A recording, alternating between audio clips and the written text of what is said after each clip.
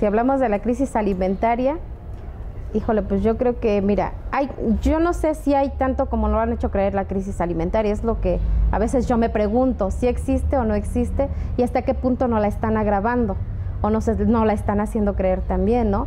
Porque si nosotros finalmente como campesinas, campesinos, estamos produciendo suficiente para alimentarnos y todavía nos damos el lujo de tener excedentes para la venta hacia nuestras comunidades o nuestros estados, hacia la capital o la ciudad, no entiendo por qué se dice que hay una crisis económica, alimentaria. Quizás crisis económica sí.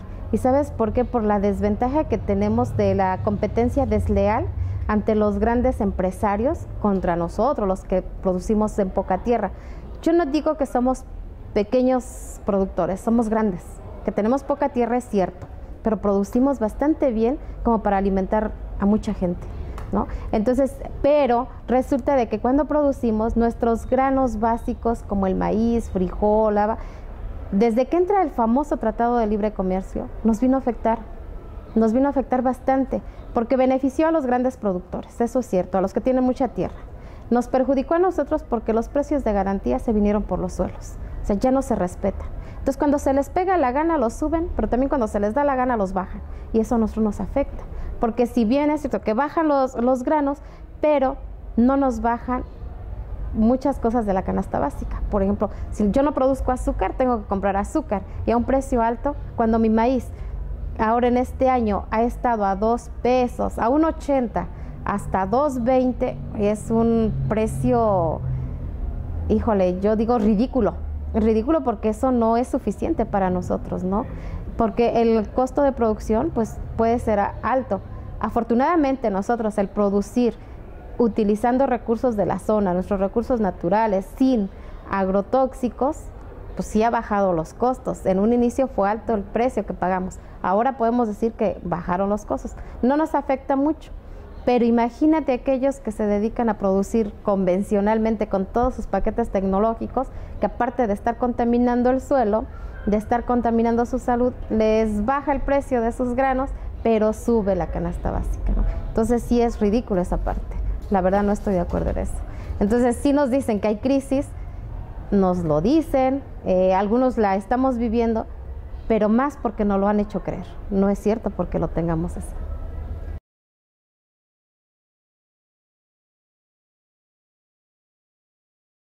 Es una gran preocupación, porque si bien es cierto que nosotros producimos ya suficiente, tenemos excedentes de productos del campo más sanos, más confiables, porque se están usando prácticas agroecológicas y que están al alcance de cualquier persona y que podemos llevarlos a la ciudad. ¿Qué crees? Te cuento una experiencia del mercado, por ejemplo, alternativo en Tlaxcala.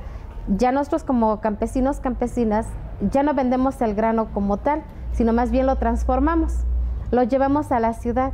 Pero al inicio nos encontramos con el asunto de que la gente ya no comía, por ejemplo, sopa de verduras, porque la cambiaron por las famosas maruchas. Entonces, imagínate, una sopa marucha que sabemos que nos daña la salud, que hemos sabido que también para deshacerse en el estómago te dura hasta un mes. Imagínate esa sopa que está provocando en los niños, ¿no? Entonces ha sido un trabajo muy complicado y muy difícil de estar informando a los consumidores, consumidoras, de por qué es importante consumir productos sanos y qué es lo que nos está dejando la modernización o la comida chatarra, ¿no? Entonces sí ha sido una lucha porque nuevamente luchamos contra empresas grandes. Imagínate ponernos como Sansón a las patadas, ¿no? Pero pues así estamos pateándolos, o sea, también los pateamos. Entonces eso sí estamos haciéndolo muy bien. Y llevamos ya 9 años ofreciendo productos agroecológicos en este mercado y que ahora te podemos presumir que al inicio si eran 15, 20 consumidores que por ahí llegaban, yo creo que ahorita tenemos más de 200 consumidores llegando semana con semana, y independientemente de otros que llegan eventuales, ¿no? O sea, los cautivos son un poco más de 200. Entonces, ya vamos convenciendo.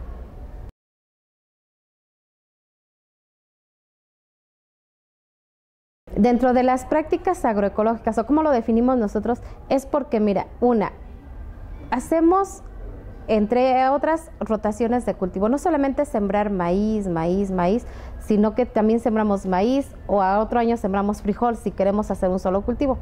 Pero nosotros lo que hacemos es sembrar el sistema milpa, y esa es una práctica agroecológica ancestral, o sea, de hace mucho tiempo, no es de ahora, pero que se había perdido. Entonces hemos rescatado esa parte, sembramos maíz, frijol, haba, calabaza, pero también en la parcela tenemos frutales, pero también tenemos magueyes, pero también hay maderables, también hay plantas medicinales, y bueno, hay un sinfín de riqueza en nuestras parcelas. Y dentro de esas prácticas agroecológicas también hacemos conservación de suelos y agua, también hacemos barreras vivas, también hacemos cortinas rompeviento. Entonces hay una mezcla de cosas, y también usamos abonos naturales, o sea que elaboramos nosotros aprovechando nuestros recursos, así como incorporación de rastrojos. O sea, son algunas de las prácticas agroecológicas que incorporamos a la tierra.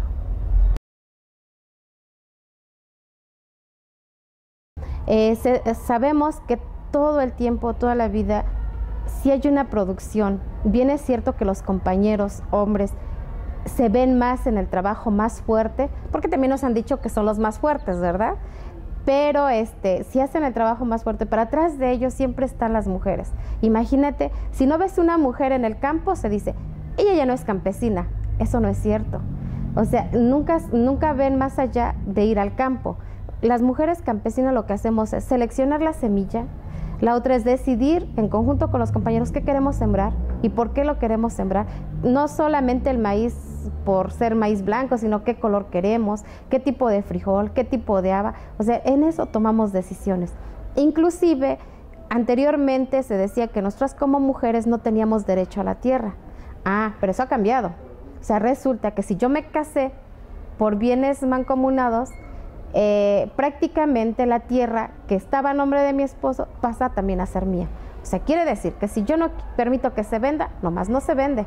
Y aunque la quiera vender el compañero, no se vende porque yo no lo autorizo.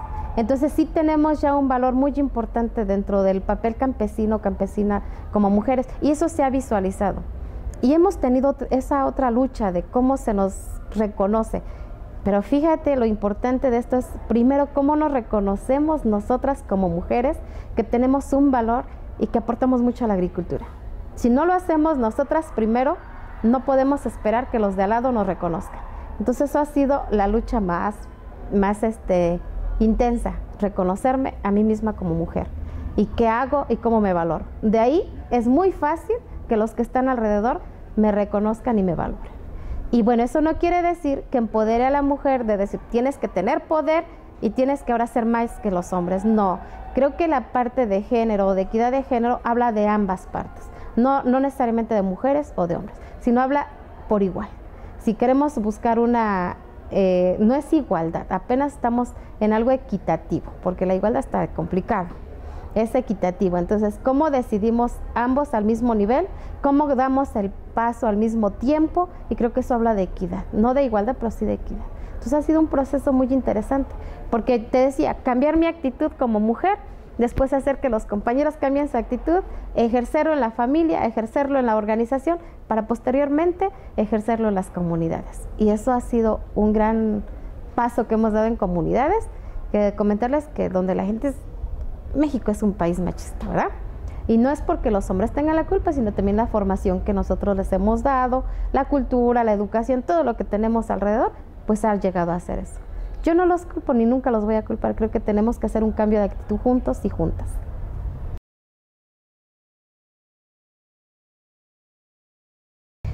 Vicente Guerrero es una comunidad ahorita de no más de 1000 habitantes, una comunidad muy pequeña. Hace 30 años una comunidad humilde, si la hubieran conocido no lo podrían creer lo que ha mejorado ahora, ¿no? Una comunidad muy humilde, no había servicios de agua potable, de energía eléctrica, como en muchas comunidades pasa, ¿no? Suele suceder. Pero el principal problema ahí era la producción y era la alimentación.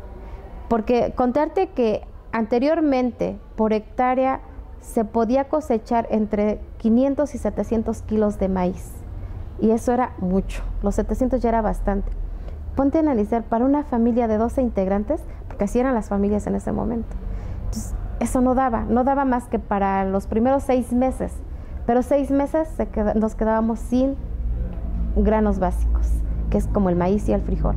Entonces ahí había que empezar a comprar o a buscar. Como era tanta la pobreza en la comunidad, yo quiero decirte que nosotros como pequeños de repente pasábamos hambre porque no alcanzaba y no había de dónde agarrar. Y entonces yo recuerdo muy bien que mi mamá, mi abuelita, a veces las tortillas duras las guardaban y de repente las secaban, luego nos las pasaban por aceite y cómanselas así, no un pedazo para cada quien.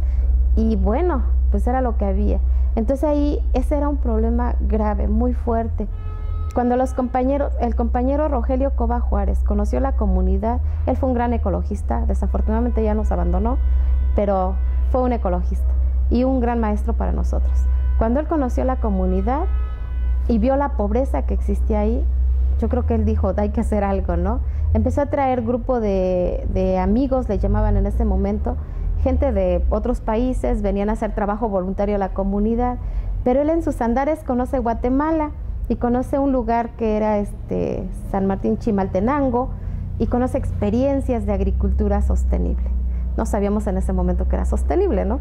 Pero era una agricultura que sí generaba suficiente para alimentarnos. Se elige un grupo de compañeros, él propone en la comunidad en una asamblea que fuera un grupo a conocer la experiencia de Guatemala y quizás podía ayudar para producir mejor en la comunidad. Y sí, así fue. Se fue un grupo de compañeros, aprendieron varias técnicas, varias prácticas agroecológicas, regresan de Guatemala bien motivados diciendo, esto vamos a hacer, tenemos que producir mejor, y sí se puede. Pues yo les diré que la mayoría de la gente de la comunidad dijo, están locos. O como el Santo Tomás, ¿no? Hasta no ver, no creer. Entonces al momento nadie los tomó en cuenta. Entonces los compañeros lo que hicieron fue empezar a poner en práctica lo que aprendieron en sus parcelas. Cuando los demás compañeros de la comunidad se empiezan a dar cuenta que empiezan a aumentar la producción, que empieza a mejorar la tierra, ahí van todos los demás, ¿no? Y entonces empieza a hacer una producción mucho mejor. Se llevó como, no sé, 8 o 10 años, ¿no? El cambio de la producción, porque se empezó a dejar de usar los químicos, se empezaron a hacer todas estas prácticas agroecológicas de las que te hablé y empieza a aumentar la producción. Fue un proceso. Ahora, a estas alturas, yo quiero decirles que de 500 a 700 kilos que se producía, ahora se producen entre 4 y 7 toneladas de maíz por hectárea. Y de maíz nativo, no de cualquier maíz. El gobierno del estado en Tlaxcala decía que la zona de Vicente Guerrero no era apta para producir maíz. Simplemente no apostaba nada para la producción del maíz. Entonces, cuando los compañeros demuestran de que sí era posible y se podía, fue cuando se recibe el reconocimiento a nivel estatal, el premio por la mejor producción en el estado. Imagínense competir con los que tienen riego, con los que producen semillas híbridas, con todos ellos se compitió y ganó Vicente Guerrero. Muchos compañeros de ahí. Llegó ellos, fue un grupo primero de puros hombres los que empezaron a capacitarse de hacer esto. No había mujeres en ese momento. Después vieron la necesidad. Pero fue importante no dejar el conocimiento en la comunidad. Cuando la comunidad empieza a salir, empiezan a luchar y vieron que era bien importante organizarse, empezaron a ver lo de la luz, lo del agua potable, empieza a haber un montón de gestiones para tener todos los servicios en la comunidad. Se obtiene y nos dimos cuenta que el valor de la organización es fundamental para lograr lo que queremos. Entonces la organización comunitaria es buenísima ahí en ese lado. Eso nos ayudó mucho. Al cabo del tiempo, esto fue en los años casi 70, entre los 70 y 80, o sea, ya tiene un buen de tiempo. Yo quiero decirles que soy tercera generación, no entré con los primeros, estaba muy chiquita cuando ellos iniciaron, pero fui la tercera generación y ahí estamos avanzando y ahora estamos preparando a otras personas. Pero decirles, ellos ya una vez que se comprueba que sí funciona y que eso, empiezan a pensar, ¿y por qué no, junto con Roge Cova, y por qué no empezar a dar capacitación, asesoría o compartir ese conocimiento con otras comunidades cercanas? Y se empieza a extender el conocimiento con la metodología de campesino a campesino. Eso para nosotros es muy importante. Esa metodología de intercambio de saberes ha sido también fundamental en todo este proceso. Y pues hasta aquí nos ha llevado, ¿no?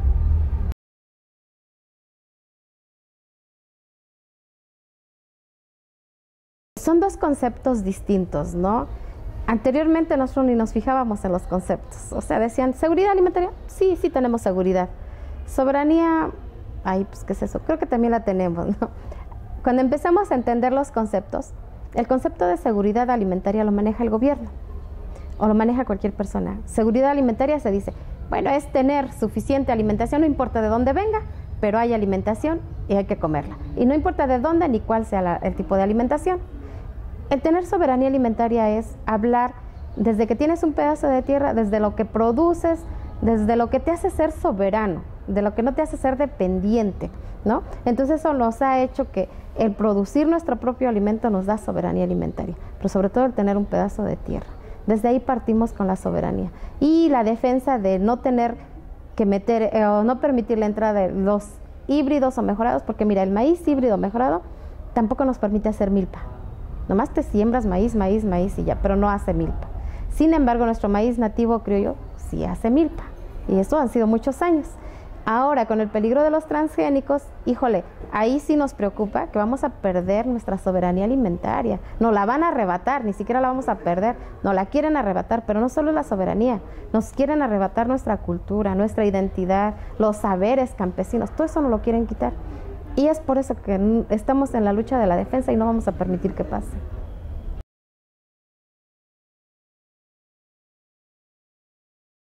¿Qué hacer? Hay muchas cosas. Una, yo les decía, es fomentar la organización ciudadana, comunitaria, como lo queremos llamar. Es una, fomentarla y fortalecerla.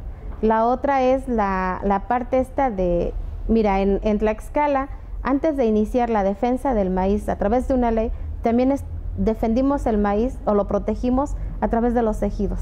Los comisariados, varios comisariados declararon a sus ejidos libres de transgénico y en defensa del maíz nativo. Entonces ahí por decreto, tú sabes que los ejidos tienen poder legal muy importante. Entonces por decreto ellos lo han declarado y ahí también no se permite. Entonces hay muchas maneras de proteger nuestro maíz. Y la otra es de informarnos qué tipo de maíz está distribuyendo el gobierno, de dónde viene, a quién beneficia y bueno, si es apto o no para los lugares donde llega, ¿no? Y lo más grave es que nos vayan a meter transgénicos y ni cuenta nos demos. Entonces ahí es donde también pedimos que los investigadores o los académicos le entren en la parte científica, ¿no? Para analizar el tipo de maíz que nos está llegando a los estados. Pues decirles que como jóvenes o como ciudadanos, ciudadanas, tenemos la obligación de seguir luchando por el derecho a nuestra alimentación, pero una alimentación sana, segura y soberana.